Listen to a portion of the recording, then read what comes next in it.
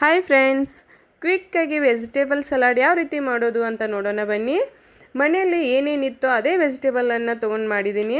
ಮೊಳಕೆ ಕಾಳು, ಟೊಮೆಟೊ, ಈರುಳ್ಳಿ, ಬೀಟ್ರೂಟ್, ಸೌತೆಕಾಯಿ, ಸೋರೆಕಾಯಿ, ಮೊಸರು, ಹಾಗೆ ಒಂದು ಹಸಿಮೆಣಸು ಮತ್ತು ಕೊತ್ತಂಬರಿಯನ್ನು ಜಜ್ಜಿಟ್ಕೊಂಡಿದ್ದೀನಿ. ಸ್ವಲ್ಪ ಮೆಂತ್ಯ ಸೊಪ್ಪು ತೊಗೊಂಡಿದ್ದೀನಿ. ಮೊದಲಿಗೆ ಈರುಳ್ಳಿ, ಟೊಮೆಟೊ ಮತ್ತು ಮೆಂತ್ಯ ಸೊಪ್ಪನ್ನು ಸಣ್ಣಗೆ ಕಟ್ ಮಾಡಿಕೊಂಡು ಆಮೇಲೆ ಸೋರೆಕಾಯಿ, ಸೌತೆಕಾಯಿ ಹಾಗೆ ಬೀಟ್ರೂಟನ್ನು ಈ ರೀತಿ ಹಚ್ಕೊಂಡಿದ್ದೀನಿ. ನಾ ಕ್ಯಾರೆಟ್ ಹಾಕಿಲ್ಲ, ಮಿಸ್ ಆಗಿದೆ. ನೀವು ಬೇಕಿದ್ದರೆ ಅದನ್ನು ಆ್ಯಡ್ ಮಾಡ್ಕೋಬಹುದು. ಇದು ತುಂಬಾ ಹೆಲ್ದಿ ಫುಡ್ ಹಾಗೆ ಹೈ ರಿಚ್ ಪ್ರೋಟೀನ್ ಅಂತಲೇ ಹೇಳ್ಬೋದು. ಬೆಳಗ್ಗೆ ಬ್ರೇಕ್ಫಾಸ್ಟ್ಗೆ ಇದನ್ನು ಮಾಡ್ಕೊಳ್ಳಿ, ಚೆನ್ನಾಗಿರುತ್ತೆ. ನಂತರ ಎಲ್ಲನೂ ಮಿಕ್ಸ್ ಮಾಡಿ ರುಚಿಗೆ ತಕ್ಕಷ್ಟು ಸಾಲ್ಟನ್ನು ಹಾಕ್ಕೊಂಡಿದ್ದೀನಿ.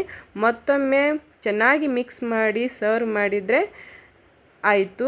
ಇವಾಗ ಟೇಸ್ಟಿ ಹಾಗೂ ಹೆಲ್ದಿ ವೆಜಿಟೇಬಲ್ ಸಲಾಡ್ ರೆಡಿ.